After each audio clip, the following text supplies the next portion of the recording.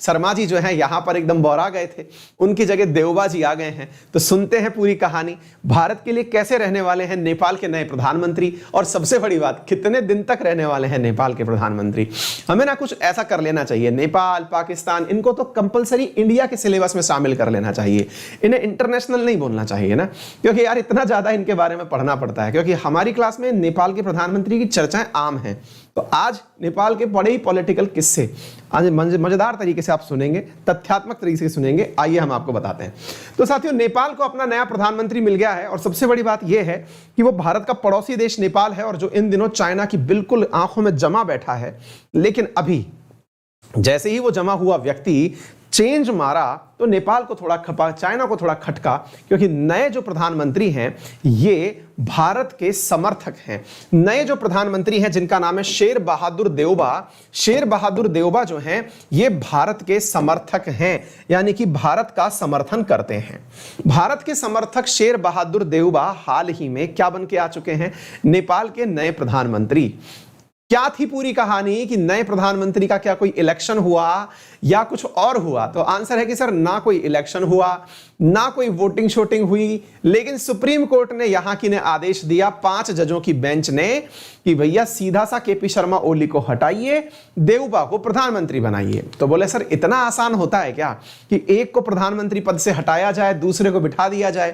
तो आसान नहीं है, बिल्कुल आसान नहीं है। पूरी कहानी आपको बताएंगे, लेकिन इस कहानी के कुछ किरदारों से आप मिल लीजिए ताकि आपके दिमाग में एक इमेज बन जाए। किरदार नंबर 1, वर्तमान के यहां के प्रधानमंत्री, दैट इज शेर बहादुर देउबा। ये कौन है साथियों? ये हैं केपी शर्मा ओली। तो केपी शर्मा ओली जो हैं, उनके बाद में अब आप किसको देख रहे हैं? यहां के नए प्रधानमंत्री शेर बहादुर देउबा को। शेर बहादुर देउबा नेपाल की पार्टी किससे बिलोंग करते हैं? कांग्रेस पार्टी। तो कांग्रेस का शासन किस देश में आ चुका है? तो भैया नेपाल में आ चुका है। जैसे पहले कम्युनिस्ट पार्टी नेपाल में हुआ करती थी, बिल्कुल वैसे ही अब कांग्रेस पार्टी, नेपाली कांग्रेस का शासन आ चुका है, और नेपाल के नए प्रधानमंत्री शेर बहादुर देउबा बन चुके हैं। अब सवाल बनता है कि सर एक बात बताइए, आपने कहा कि इसमें बहुत सारे किरदार हैं, उनसे मिल लीजिए। तो कौन कौन से किरदार हैं? तो आइए, इनको बनाने का आदेश किसने दिया? क्या जनता ने चुन के भेजा? जी नहीं। क्या पार्लियामेंट ने चुना? जी नहीं। तो फिर क्या था? इनने चुना। ये कौन है साथियों? ये नेपाल की सुप्रीम कोर्ट के जजेस हैं। सुप्रीम कोर्ट के जजेस ने अपने द्वारा कॉन्स्टिट्यूशनल बेंच के आदेश को, यानी कि 5 जजों की बेंच ने सुप्रीम कोर्ट ने आदेश दिया। क्या आदेश दिया? कि भाई साहब शर्मा जी को तो हटाइए और देउबा जी को बिठाइए। तो नेपाल में कांग्रेस जो है वो सुप्रीम कोर्ट के माध्यम से आई है। तो आइए सुप्रीम कोर्ट में क्यों आई ये तो हम बताएंगे, लेकिन इनसे आप जरूर मिलें। ये हैं विद्या की देवी, विद्या देवी भंडारी। विद्या देवी भंडारी जो हैं, इनके बारे में जरूर जानें, क्योंकि पूरी स्टोरी की मतलब मुख्य किरदार यही हैं। नेपाल में केपी शर्मा ओली का इतना ट्रेलर नहीं है जितना इनका ट्रेलर है। ये अपने आदेश से, मतलब कहते हैं ना कि राष्ट्रपति क्या कुछ कर सकता है, तो सीखें, कुछ सीखें इनसे, ये क्या क्या कर सकती हैं। आज की पूरी कहानी में सेंट्रल आइडिया में कौन रहने वाली हैं? विद्या देवी भंडारी रहने वाली हैं। और विद्या देवी भंडारी को जब हम बताएंगे तो यहां पर कुछ आर्टिकल्स भी नेपाल के संविधान से आपको बता दें कि यहां पर एक आर्टिकल 76 क्लॉज 7 है, जिसमें प्रधानमंत्री क्या कर सकता है? डिसॉल्व कर सकता है हाउस को। तो अब हम आपको नेपाल के पार्लियामेंट के बारे में थोड़ी जानकारी देते हैं। अभी मैंने सारे किरदार बता दिए, अब किरदारों के बारे में जानकारी प्राप्त करना शुरू करिए। नेपाल की जो संसद है उसमें 275 लोकसभा के अंदर सदस्य हैं। इतनी बात। अब एक एक चीजों को समझते चलना, बहुत ही इंटरेस्टिंग कहानी है। हर बात को बड़े ही तसल्ली से समझना। कुछ तथ्यात्मक फैक्ट्स हैं जो मैं मेरे पेज पर भी लिख के लाया हूं, क्योंकि डेट्स का बड़ा किरदार है इसमें, है ना। डेट बड़ी फायदे की है, डेट काफी ज्यादा आपको याद रखनी है। 275 सदस्यों से मिली हुई क्या है? नेपाल की संसद में लोकसभा, जहां से पीएम बन के आता है। इन 275 लोगों में कौन कौन सी पार्टी का कितना सीट है, थोड़ा सा हम ये जान लेते हैं। तो आइए मैं आपको पूरी जानकारी बेसिक से देता हुआ शुरू कर रहा हूं। साथियों, नेपाल के अंदर जो सबसे पहली पार्टी जिसे आप देख रहे हैं, that is communist party of Nepal, UML, that is unified Marxist Leninist. इसके पास 121 सीटें हैं, 121 सीट्स किसके पास हैं? इसके पास में 121 सीट्स हैं यूएमएल के पास। अब आप क्यों बता रहे हैं सर? अभी मैं सारी बातें बताता हूं, आप तसल्ली से बस सुनते चलें। 121 सीटें। सर ये कौन सी वाली पार्टी है, यही समझिए सर, ये पार्टी है आपके ओली जी की पार्टी। ओली की पार्टी का नाम क्या है? यूनिफाइड मार्क्सिस्ट लेनिनिस्ट, मतलब यह है कम्युनिस्ट पार्टी ऑफ नेपाल। अच्छा सर, इसके बाद दूसरी पार्टी आप यहां पर देखते हैं, उसका नाम है नेपाली कांग्रेस। इसके पास यहां पर 63 सीटें हैं, 63 सीट्स हैं। तीसरी पार्टी है कम्युनिस्ट पार्टी ऑफ नेपाल माओवादी, इसके पास 53 सीटें हैं। बोले आप क्यों बता रहे हो? क्योंकि सारी गणित इन्हीं के साथ बिगड़ने वाली है, आपको वही सीखना है। आइए थोड़ा सा और सुनते हैं साथियों। 275 सीटों के आधार पर अगर आपको सरकार बनानी है तो 275 सीटों के आधार पर आपको 138 सदस्य चाहिए। 138 मेंबर अगर आपके साथ में होंगे, 8 दूनी 16, 13 दूनी 26, 276, ठीक है ना। 138 मेंबर आपको चाहिए क्या बनाने के लिए? सरकार बनाने के लिए। यह कब की बात है? यही बात मैं आपको बताता हूं। नवंबर 2017 में इलेक्शन हुए। कहां के इलेक्शन हुए? नेपाल के इलेक्शन हुए। दिसंबर में सरकार बन के आई। सरकार के अंदर मतलब जो चुनाव हुए उसके परिणाम 275 में से बड़ी बड़ी पार्टियों के ये थे, ठीक है सर। इनमें से सबसे बड़ी पार्टी जो बनकर के आई उसका नाम था सीपीएन, यूनिफाइड मार्क्सिस्ट लेनिनिस्ट, ओली वाली पार्टी। सीटें बनके आई 121। 121 सीटों के आधार पर 138 नंबर नहीं पहुंचा जा सकता था, अर्थात यह सरकार बनाने की स्थिति में नहीं थी, लेकिन सिंगल लार्जेस्ट पार्टी थी। सिंगल लार्जेस्ट पार्टी थी, अर्थात इसे सरकार बनाने का मौका दिया जाना चाहिए था। हुआ भी यही। इनकी 121 सीटों को ध्यान में रखते हुए एक दूसरी पार्टी थी यहां पर जिसका नाम था कम्युनिस्ट पार्टी ऑफ नेपाल। किसके नाम से? माओवाद के नाम से। देखिए इस कम्युनिज्म जो है ना, साम्यवाद, इसकी दो विचारधाराएं हैं, एक रशिया से ओरिजिन रखती है और एक चाइना से रखती है। जो चाइना से ओरिजिन रखती है उसे माओवादी विचारधारा कहते हैं, जो रशिया से ओरिजिन रखती है उसे मार्क्सवादी लेनिनवादी विचारधारा कहते हैं। तो चाइना वाली तो मार्क्सवादी लेनिनवादी विचारधारा थी और नेपालवादी माओवादी विचारधारा थी जो चाइना से आई थी। इन दोनों विचारधाराओं पर यहां पर दो पार्टी चलती हैं। दोनों विचारधाराओं में से जो दूसरी वाली पार्टी है उसके पास 53 मेंबर थे। 53 लोगों ने 121 का समर्थन किया और इस प्रकार से 174 लोगों ने मिलकर के 174 लोगों ने मिलकर के 275 में से आसानी से सरकार बना ली। इन तीनों के जरा नेता जान लीजिए। पहले वाले के तो हो गए केपी शर्मा ओली। नेपाली कांग्रेस अभी तक कहीं भी पिक्चर में नहीं थी। इसके जो साथी थे वो ही हैं आज के शेर बहादुर देउबा, जो वर्तमान में पीएम बने हैं। अब आप पूछेंगे ये पीएम कैसे बन गए? अब आप नंबर्स भी जोड़ेंगे तो समझ में आएगा कि कुछ तो मामला गड़बड़ है, सारी बातें बताएंगे। अच्छा, कम्युनिस्ट पार्टी ऑफ नेपाल माओवादी जो है इसके पास 53 सदस्य दिख रहे हैं। इसके नेता थे पुष्पकमल दहल प्रचंड। पुष्पकमल दहल प्रचंड, ये प्रचंड ओली के साथ मिलकर के सरकार बना लिए। अच्छा, अब विकल्प क्या क्या हो सकते हैं? देखिए, जब आपने 174 लोगों को एक साथ मिला लिया तो इसका मतलब अपोजिशन में केवल 100 सीटें रह गई।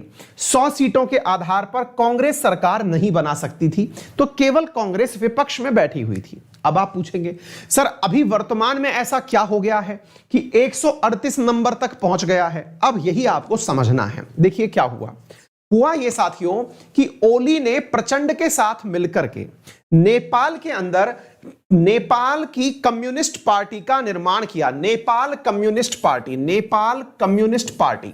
हुआ क्या? ध्यान से सुनिएगा। कम्युनिस्ट पार्टी ऑफ नेपाल और कम्युनिस्ट पार्टी ऑफ नेपाल ये दोनों मिल गई और मिलकर के नेपाल कम्युनिस्ट पार्टी का निर्माण किया। दोनों पार्टियों ने मिलकर के निर्माण किया और ये कसम खाई। क्या कसम खाई?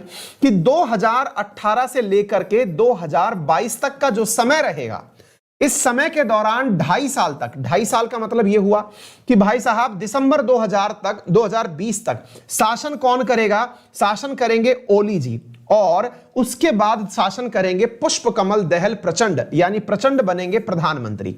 तो 2.5 साल के लिए यह पार्टी का मैंडेट बनकर के आया कि एक जना सरकार इधर चलाएगा, बाद में 2.5 साल सरकार ये चलाएगा। उतनी बात सही थी। मामला फैल गया। फैल कैसे गया? दोनों के बीच में दिक्कत क्या आ गई कि जो ये था ओली था, ओली को पता चल गया कि भाई मेरे 2.5 साल खत्म हो रहे हैं मई 2020 में। ये बिल्कुल वैसे ही हुआ जैसे कभी आप बचपन में कभी क्रिकेट खेलने गए हों और उस समय आपके पास बैट हो और किसी के पास बॉल हो। बैट और बॉल में से अपने लोकल क्रिकेट में बैट वाले की बड़ी इज्जत होती है, क्योंकि बैट मार्केट में हर दुकान पर नहीं मिलता है, बॉल मिल जाती है। आप लोग क्रिकेट खेलना शुरू किए तो बोले भाई बैट इसका बॉल इसका, सब लोग इकट्ठे हो गए, मैच खेलना शुरू हो गया। आप में से बहुत बार बचपन में इस मतलब पीड़ा से आप भी शिकार हुए होंगे। और क्या पीड़ा कि जिसका बैट है सबसे पहले तो वो बैटिंग लेने आता है, बैटिंग लेने के बाद में बैटिंग होने के तुरंत बाद उसके घर से कोई ना कोई जरूर बुलाने आ जाता है, कोई ना कोई, मतलब पता ही नहीं क्या ही ट्यूनिंग है उस भाई के। या तो घर से कोई बुलाने आ जाता है या उस भाई को कोई अर्जेंट काम हो जाता है, वो बीच मैच में से कह के निकल लेता है कि भाई मुझे जाना होगा। अब भाई तेरे को जाना होगा तो बैट छोड़ जा। नहीं नहीं नहीं, बैट तो मुझसे ज्यादा कीमती है, तो बैट तो लेके जाऊंगा, मेरी बैटिंग भी हो गई, बैट भी मैं लेके जाऊंगा। और वो बीच मैच छोड़ के चल देता है क्योंकि मेरी बज्जी पूरी हो गई। एग्जैक्टली यहां पर भी यही हुआ। नेपाल में ओली अपना 2.5 साल का शासन चला के चल पड़ेगा, भैया अपना तो हो गया। अब बोले किसका बचा, बोले प्रचंड का बचा। प्रचंड भैया तुम जानो हम चले। बोले कहां चले सरकार, बोले 121 लेके साथ में चले, कर दो डिसॉल्व। तो भाई साहब यहीं से कहानी बिगड़ना शुरू होती है। अब जरा ध्यान से सुनिएगा साथियों, 20 दिसंबर 2020 की बात है कि केपी शर्मा ओली ने, ये कुछ फैक्ट्स लिख करके लाया हूं ताकि आप लोगों को संस्थागत तरीके से सारी बातें बता सकूं। 20 दिसंबर 2020 को केपी शर्मा ओली ने कहा कि नेपाल की संसद को डिसॉल्व कर दिया जाता है। संसद डिसॉल्व कर दी गई। डिसॉल्व करने का अधिकार क्या प्रधानमंत्री का होता है? जी नहीं। हमने कहा ना, इस फिल्म की जो सबसे बड़ी किरदार है उनका नाम क्या है? विद्या देवी भंडारी। विद्या देवी भंडारी मैडम जो हैं वो इसी पार्टी से हैं, यूएमएल से, मतलब ओली वाली पार्टी से ही चुन करके गई थी प्रेसिडेंट तक। तो भाई साहब ये मैडम जो हैं ये तुरंत आदेश मान ली, बिल्कुल वैसे ही जैसे अपने यहां रामनाथ जी का चयन जो है वो किसके द्वारा किया गया? सारी पार्टियों ने मिलकर किया, लेकिन एनडीए के द्वारा प्रस्तावित नाम था वो। एग्जैक्टली ऐसे ही यूएल में विद्या देवी का जो नाम है ये चुन करके मेजोरिटी वाली पार्टी से गया था। मैडम के पास गए, बोले मैडम जी, बोले हाँ, बोले मैडम जी पार्टी चाहती है कि ये जो संसद है इसको डिसॉल्व कर दें। बोले हो, कर देते हैं, लीजिए। तुरंत डिसॉल्व हो गई साहब, तुरंत डिसॉल्व हो गई। तो इसके तुरंत बाद साथियों एक कॉन्स्टिट्यूशनल बेंच का निर्माण हुआ। क्यों निर्माण हुआ? क्योंकि प्रचंड ने कहा मेरी बज्जी कब आएगी, तो भाई आपकी बज्जी कब आएगी, तो चलो सुप्रीम कोर्ट। सुप्रीम कोर्ट पहुंचे। सुप्रीम कोर्ट जब पहुंचे तो सुप्रीम कोर्ट ने ओली के और इन मैडम जी के निर्णय को गलत ठहराते हुए 23 फरवरी 2021 को कहा कि पार्लियामेंट को वापस बिठाइए। कुछ डेट वाइज जानकारी है इसलिए मैं लिख करके ले आया ताकि उनमें मिस्टेक ना हो। तारीखों को गौर करें।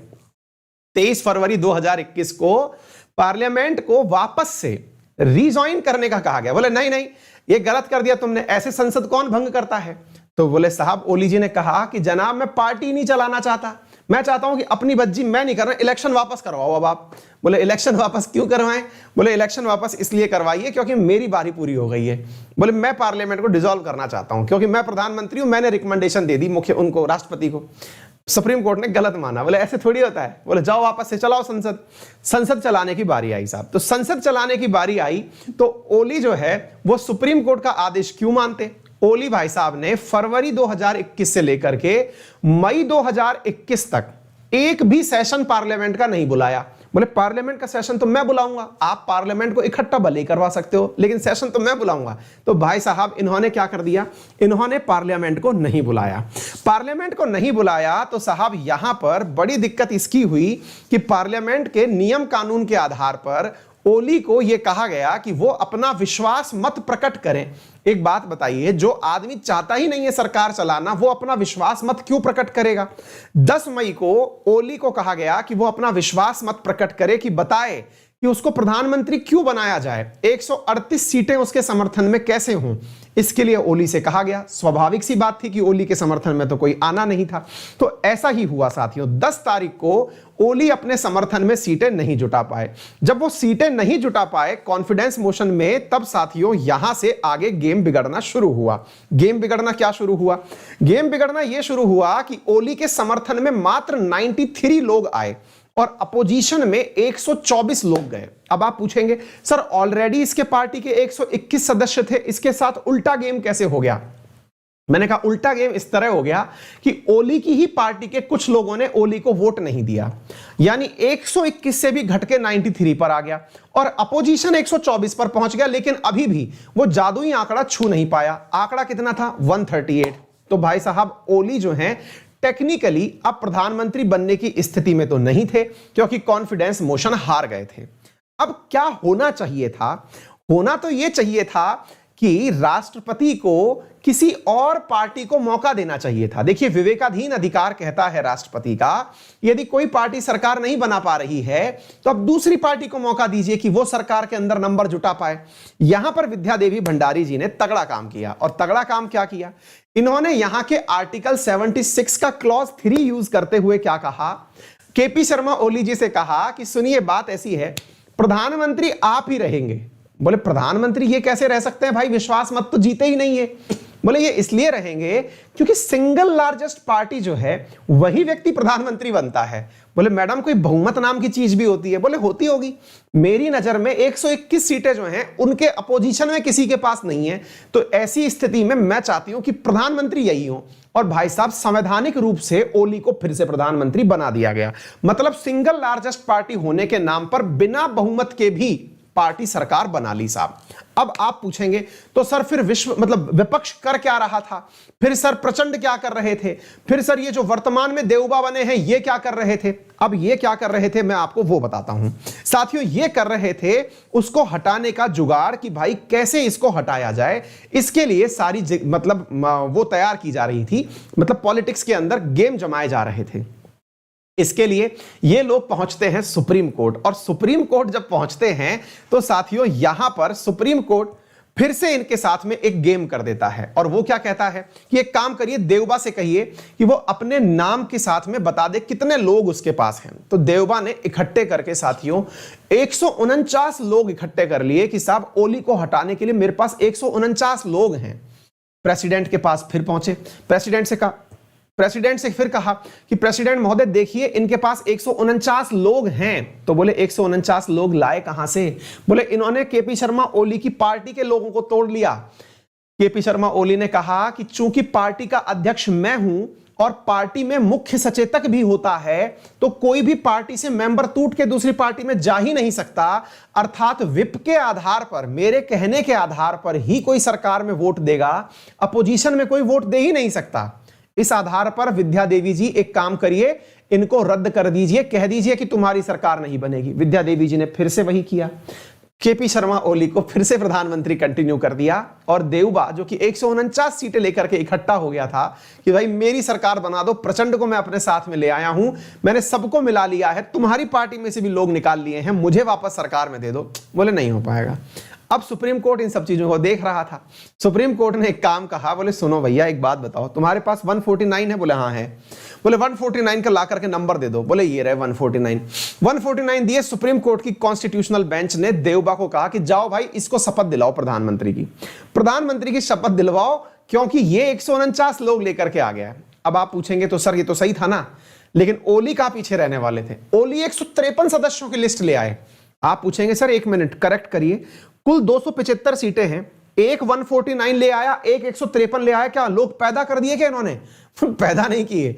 असल में हुआ ये कि ओली उन लोगों को आज भी अपनी ही पार्टी में मान रहे हैं जिन्होंने देवबा को समर्थन दिया है। तो बोले सर टेक्निकली तो सही है ओली। नहीं बेटा, सही इसलिए नहीं है क्योंकि वहां पर इंडिया की तरह कानून नहीं चलता है कि एंटी डिफेक्शन लॉ चल रहा है, एक पार्टी से दूसरी पार्टी में वोट नहीं दे सकते, ऐसा कुछ नहीं है। तो ऐसी स्थिति में देवबा अपनी जगह सही है। तो बोले अच्छा, तो फिर क्या हुआ? सुप्रीम कोर्ट ने सारी बातें सुनी और साथियों सोमवार को शपथ दिलवा दी गई। किसको? नेपाल के नए प्रधानमंत्री को। अब मजेदार बात, विद्या देवी जी का रोल अभी भी बरकरार था। इनने कहा बेटा हैं तो राष्ट्रपति हम ही, तुमको हम संवैधानिक रूप से आर्टिकल नहीं देंगे। बोले मतलब क्या है? बोले आर्टिकल 76 वहां का उसका सब क्लॉज 3 कहता है कि सिंगल लार्जेस्ट पार्टी का चीफ जो होगा वो प्रधानमंत्री बनेगा। हम तुमको ये कहते ही नहीं है कि तुम ऐसे हो, हम तुमको प्रधानमंत्री की शपथ दिलवा रहे क्योंकि सुप्रीम कोर्ट ने कहा है, हमारी नजर में नहीं है, तुम्हें विश्वास मत प्रकट करना होगा। तो साथियों अभी वहां पर रायता जो फैला हुआ है वो सिमटा नहीं है, लेकिन हां फिलहाल के लिए देवबा वहां के नए प्रधानमंत्री बन गए हैं। अब आप पूछेंगे सर एक बात बताइए, जब देवबा वहां के नए प्रधानमंत्री बन गए हैं तो भविष्य क्या है नेपाल का? बेटा भविष्य यह है कि 30 साल से जब से नेपाल में राजशाही खत्म हुई है या कॉन्स्टिट्यूशनल मोनार्की खत्म हुई है, तब से नेपाल में शासन व्यवस्था अब तक बन नहीं पाई है। भविष्य भी इसी प्रकार से इनका होने जा रहा है। फिर से देउबा को 6 महीने के अंदर अंदर अपना विश्वास मत या केयर टेकर सरकार चलानी है, फिर यहां पर पॉलिटिकल अनस्टेबिलिटी आएगी। तो ये था साथियों आपके पड़ोसी का हालचाल। उम्मीद है आपको थोड़ी बहुत समझ पड़ोसी के बारे में बनी होगी। फिर आपको कुछ दिन बाद फिर से पढ़ना पड़ेगा कि देउबा सरकार में नहीं बचे। फिर आपको मैं यही समझाने के लिए एक बार सवाल और ले आऊंगा। पड़ोसी के हालत इस प्रकार थे और पड़ोसी की स्टेबिलिटी बहुत जरूरी है। देउबा भारत समर्थक हैं, ये चाइना को पसंद नहीं है। तो हमारे लिए अच्छा है कि देउबा सरकार में रहें, अपना जो सीट है वो सिद्ध करते रहें। ठीक है ना। चलिए तो बढ़ते हैं आगे। उम्मीद है आपको सारी बातें बेहतरीन तरीके से समझ में आ गई होंगी। ये सारी बातें मैंने बता दी। तो नेपाल के अंदर शेर बहादुर देउबा जो है, इनकी सरकार बन गई है और ये प्रधानमंत्री मोदी से भी काफी बार मिल चुके हैं और ये मतलब भारत समर्थक माने जाते हैं। क्लियर। चलिए साथियों, तो हमने आपकी प्रैक्टिस के लिए यहां पर एक सवाल दे दिया है और वो क्या है, recent geopolitical development in India's neighbourhood require a reset in India Nepal relation, critically analyze the statement in context of Nepal India China triangular. ठीक है ना। भारत नेपाल और चीन के विषय को ध्यान में रखते हुए जरा बताएं कि भारत को क्या करना चाहिए क्या नहीं। आपको यह जानकारी और दे दूं, यदि आप चाहते हैं मेरे साथ अनअकैडमी पर जुड़ करके पढ़ना, लाइव सेशन हो, टेस्ट सीरीज हो या फिर कोई भी डाउट क्लियरिंग सेशन पढ़ना चाहते हो, स्टैटिक जीके के अंदर अगर आप मेरे साथ पढ़ना चाहते हैं तो मेरा एक स्टैटिक जीके का बैच चल रहा है एसएससी के अंदर, जहां मैं इकोनॉमिक्स पढ़ाऊंगा। अभी 9 बजे क्लास है, आप उस क्लास को रिकॉर्डेड भी देख सकते हैं, लाइव भी देख सकते हैं। बहुत डिटेल सेशन है, बहुत सारी डिटेल में जानकारी आपको मिलेगी। इसके बाद मॉडर्न हिस्ट्री आ रही है और उसके साथ साथ फिर आपको ज्योग्राफी, पॉलिटी, सब चीजें वापस मिलेंगी, आप उन्हें डिटेल में पढ़ पाएंगे। फिलहाल के लिए इतना ही। यदि आप चाहते हैं मेरे साथ स्पेशल क्लास पढ़ना तो आज free of cost special class में आपको पढ़ाया जा रहा है मेरे द्वारा टाइगर रिजर्व, तो उन्हें जरूर देखने आइएगा। यदि आप किसी भी प्रकार का कोई सब्सक्रिप्शन लेना चाहें तो अनअकैडमी पर मेरा रेफरल कोड अंकित 10 यूज कर सकते हैं। सब्सक्रिप्शन लेने के लिए गूगल प्ले स्टोर से अपने मोबाइल में अनअकैडमी लर्नर ऐप इंस्टॉल करें, मोबाइल नंबर से रजिस्टर करें, अंकित 10 रेफरल कोड यूज करते हुए फीस पर 10% का डिस्काउंट प्राप्त कर लें। इस क्लास की पूरी पीडीएफ आपको मेरे टेलीग्राम चैनल अंकित अवस्थी सर पर मिल जाएगी। यदि आपको किसी भी प्रकार की असुविधा होती है तो इसके डिस्क्रिप्शन में हमसे संपर्क करने की जानकारी दी हुई है, आप वहां से हमसे संपर्क भी कर सकते हैं। आपका समय शुभ हो, बड़ों का सम्मान करें, छोटों को प्यार दें, अपना व्यक्तित्व इस प्रकार से विकसित करें कि महिलाएं आपके साथ